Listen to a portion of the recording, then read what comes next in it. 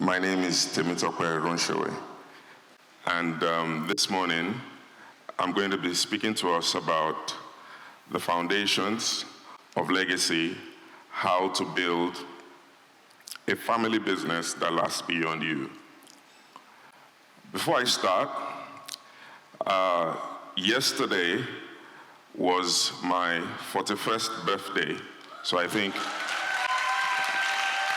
and by coincidence, yesterday was the 35th year anniversary of our company, Dutum Construction, which I am the second generation leader for, which is part of what I'm going to be talking about this morning. 2009, I resigned from my job at JP Morgan in London, having studied and worked. I left, and it was January 2009. I just got a promotion and I dropped my letter of resignation. My boss at the time looked at me confused, asked, "Tell me what is going on? Don't you like the promotion? Do you want more money?" I said, "No, it's not about money. It's time to go home." He said, "To do what? You're talking about, which home are you talking about?" I said, "I'm going to Nigeria." And they said, "What are you going to do?" I told him, "You will find out what I'm going to do in the next 10 years.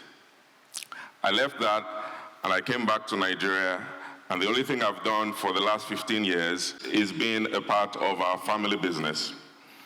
I started off many years ago growing up. My father would take us to site.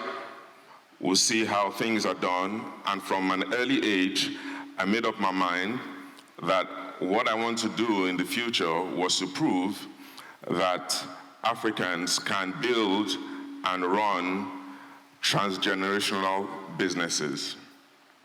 And this gave birth to what became our vision, our mission, which ties very closely to what Anosike spoke about earlier.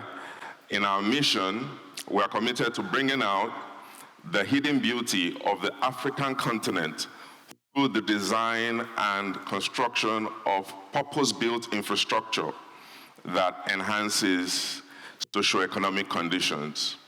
I believe that infrastructure makes a whole difference in any part of the world. And my view is that in Africa, we are not tapping into our cultural heritage because we're a very family-oriented community. However, we have not translated that fully into the business world, which is going to be, in my opinion, a central part of bringing Africa and Nigeria, starting with, out of our economic challenges. So as I said earlier, our business started in 1989, specifically November 15th, 1989. If you're looking at the screen, that was the very first certificate of incorporation of the organization. I think it shows registration stamp duty was 135 naira, and 365 naira was all it took to register the company in 1989. So, why family business? I believe that the core of families brings the necessary tools that is required for a business to grow. The reason for this is because family business has the potential for people to have commitment beyond profit and beyond money. And I'm of the opinion that any business that only exists because of money is not going to last for very long. There has to be something more fundamental that drives you and puts you together. And where better for that to exist than in families. Now, as Africans, as Nigerians, we're very big on family. However, why is it that we have not been able to use that, our core, to develop businesses? Why is that? Because naturally, our nature is communal. Our nature is community. Our nature has a lot of family values. If we can translate those family values to business values, we will build businesses that would outlast us. Why family business? Shared vision and value, long-term stability and growth. I speak about this very passionately because when I left my job and came back, I took about a 10x cut, or divided by 10x cut in what I was earning at JP Morgan to come and do this. Why would I do that? It has nothing to do with money. And in the last 15 years, I've sat down many times to ask myself, what kind of decision was this decision? As you can imagine, as running and building a business in Nigeria would often make you think about. But why am I still here? Why am I not going anywhere? I'm never going anywhere. I'm going to make sure this thing that we're doing, which is 35 years today, even when I'm gone, still continues to exist. What is that? That has nothing to do with profit, has nothing to do with money. There's something beyond money that is driving me, something beyond money that keeps me up at night, something beyond money that makes me work all days of the week, something beyond money that makes me, I remember a story, a few months ago, maybe last year, things were, in our business, construction, you can imagine what is going on. Today, cement is 2 naira, tomorrow you come, it is 1,000 naira, just as an hypothetical situation. And on one of the days, I woke up in the morning, and my daughter comes to sit beside me on the bed and says, "Daddy, did you sleep last night?" I said, "Yes." She said, "No, you didn't." I said, "What do you mean?" She said, "Because while you were sleeping, I heard you doing calculations." I said, "What do you mean you heard me doing calculations?" I said, "That's not possible." She said, "I heard you." I said, "Okay, tell me what you heard." She said, "You said 1 million, 2 million, 3 million. I said, "Oh, that is very true, because just before I slept, I was calculating salaries. And in my head, I guess that calculation went into my sleep, and I continued." So what is making me sit down, continue to do this, have sleepless nights, wake up in the morning, and still continue the next day? Sometimes in the day before, I'm like, "Look, I'm not doing this anymore." But the next morning, I get up and show up and keep doing it. It is beyond funds. It is beyond profit. And that core is what I believe we need to build on as families to be able to build transgenerational business. I think we're missing out a very, very critical part of what makes us Nigerians, what makes us Africans. Just some statistics and numbers. These are global numbers. 100% of companies, first generation, family businesses now. By second generation, it reduces to 35%. By third generation, it reduces to 12%. By third, it reduces beyond third, it reduces to 3%. These are global statistics. For Nigeria, just cut all those numbers by half. Are you with me? So by second generation, we're talking less than 15%. And then beyond that, less than 12%. Beyond that, some of them don't even exist. But I believe strongly it is because we are not taking a good look at this. These numbers are global, but by core of us, Nigerians and Africans, family is a core of what we stand for. We need to translate that into how we build businesses. Just some additional statistics for our information. Family businesses makes up 70% of global GDP and 60% of employment, family businesses. In a place like Nigeria in particular, all the businesses that used to run agriculture, farming, if you remember, our fathers, our grandfathers, they will go to farm. The entire family is a part of that process. The entire family feeds from that process. The entire family sends their children to school from that process. We need to go back to that and find ways through organizations like Lagos Business School to bring out those core family values and translate them into African business procedures. Not the overall general business procedures, African ones that are specific to our core in Africa and in Nigeria. A few examples here of inspiring family businesses.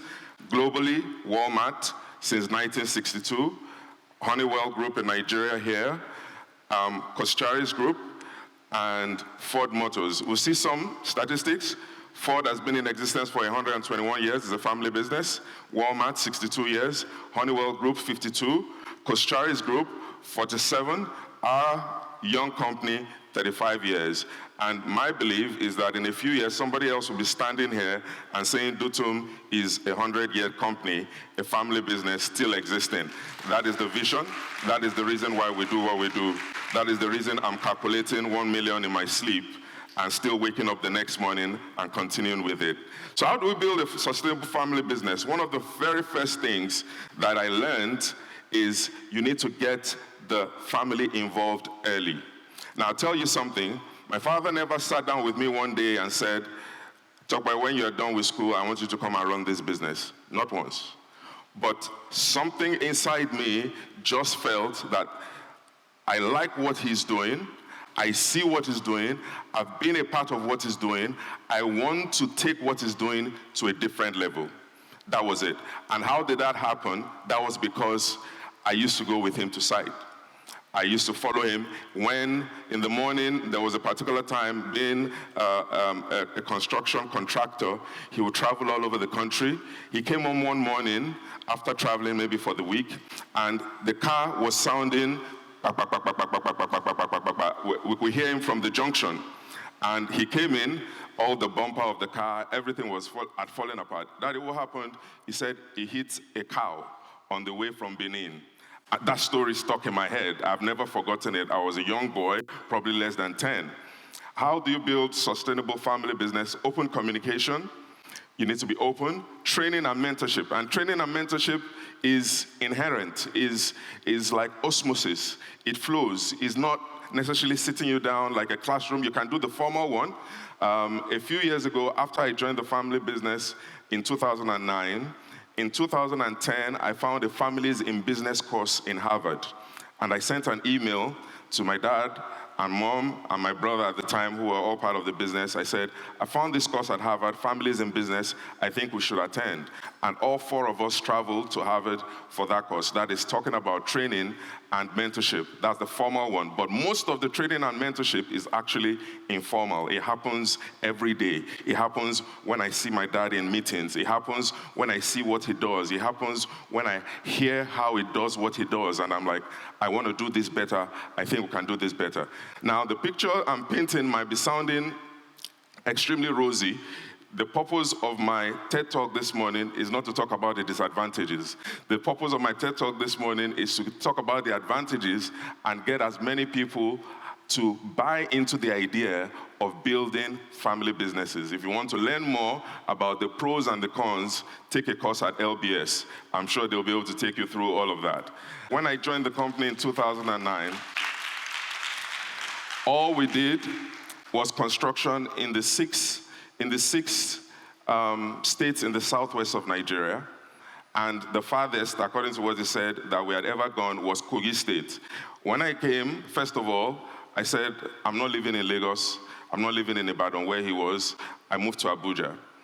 And I said, oh, let's start looking for business. No, just Lagos. I said, oh, Chinese people cannot come to Nigeria and work in Kafanchan. French people cannot come to Nigeria, work in Maiduguri. And we, Nigerians, say we're only going to work in our comfort zone. Ladies and gentlemen, between 2009 and now, Dutum has successfully constructed work in 26 states of Nigeria as of today, from 9. Talking about the evolution. Let's just look at a few, just some quick pictures.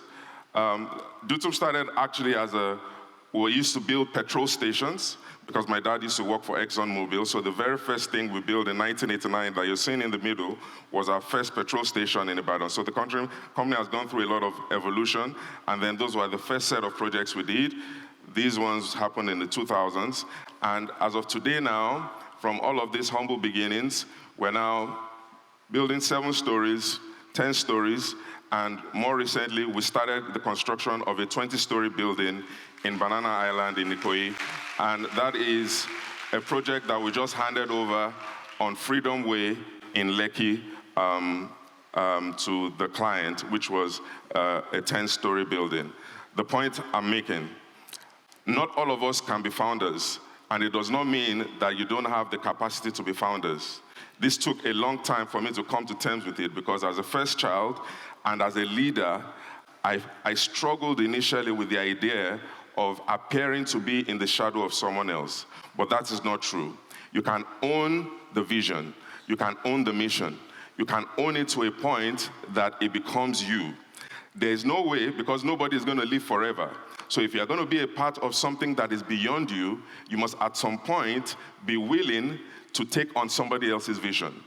It is good to be a founder, but it is not compulsory to be a founder, because a founder is not going to live forever, and a founder needs a successor. So it is important, and I took that decision. It was conscious. I left everything I was doing, abandoned it, quit my job, and said, this business, we're going to take it. Well, there was a time I sat down and thought, this business sent me to school abroad. I should be able to leave it for somebody else and have a position where in 100 years' time, they would say, it started with Engineer Olatunde Runsewe, it moved to Temitope Runsewe, and then it is now in the hands of another Runsewe, and on in the family like that for 100 years and beyond 100 years. That is the reason. Well, I told you about my daughter earlier. There she is, smiling on the side, and my son on the side. We're already preparing them for the future. She was the smart mouth that told me I didn't sleep last night because I was counting 1 million and 2 million. And I said, it's you I'm counting it for. But she would not understand. Thank you very much for listening to my TED Talk this morning. I hope I've been able to convince you and not confuse you that family business is the future of our economic recovery as a country, Nigeria, and the future of building sustainable economy as Africans. We already have it. We just need the experts and the professors to help us turn it into something that we can study and we can pass on to others. Thank you for listening this morning. I hope you've enjoyed it. Thank you.